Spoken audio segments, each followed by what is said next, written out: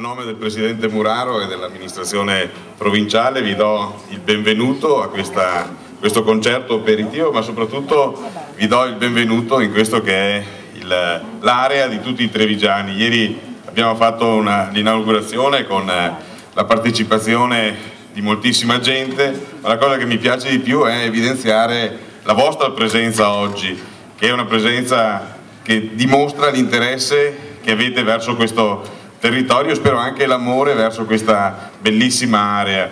È un'iniziativa che la provincia ha avviato qualche anno fa e che ha trovato concretizzazione proprio in questi giorni. Ormai gli uffici sono tutti trasferiti in questa sede, ma soprattutto quello che mi piace evidenziare è che grazie alla destinazione nuova di questo compendio immobiliare c'è la possibilità di fruire di un parco vastissimo, perché sono 78 ettari di terreno, in parte ben tenuti come questi, in parte un po' più allo stato evidentemente naturale, perché così deve essere, e ci auguriamo che le manifestazioni di questi 2 giorni siano manifestazioni che non solo siano gradite per come vengono proposte, ma siano anche antesignane, l'avvio di un percorso che vede sempre più una partecipazione di persone, di cittadini di Treviso, ma di tutta la Marca trevigiana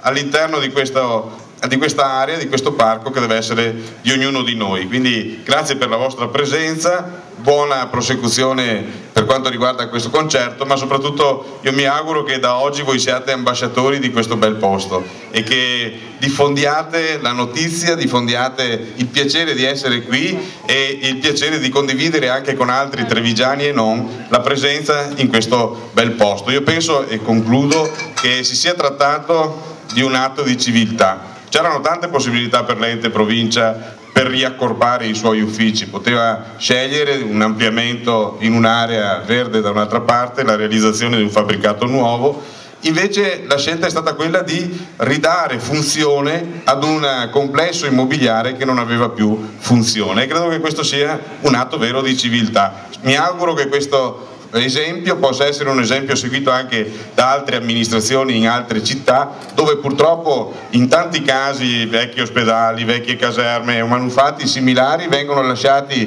al degrado e all'oblio e magari si vanno ad occupare spazi inutilmente. Questa è giustamente, forse è eccezionale, perché ha questo parco immenso che diventa oggettivamente una possibilità che diventa unica. Grazie ancora per la vostra presenza, grazie al maestro e alla banda cittadina di Treviso. Sapete, io sono della sinistra Piave, quindi inevitabilmente tendo a portare acqua al mio mulino di Treviso, e che so essere orgogliosa anche lei di essere qui con noi in questa circostanza particolare. Buon proseguimento. Ecco, prima di presentarvi il prossimo pezzo volevo spendere anch'io 2 parole, visto che teoricamente sono sia il maestro della banda, ma sono anche un architetto specializzato in restauro, quindi recupero.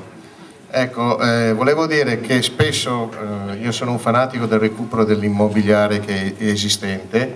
Penso che noi abbandoniamo delle strutture in modo vergognoso in certi casi, se andate in giro per il Veneto, qua ne troverete una montagna, ma soprattutto quando noi abbandoniamo un edificio di questo genere, di queste strutture, noi abbandoniamo parte delle nostre radici e della nostra cultura. Quindi penso che la provincia abbia fatto un lavoro importante non solo a livello architettonico ma a livello culturale. Ecco, questo volevo dirlo.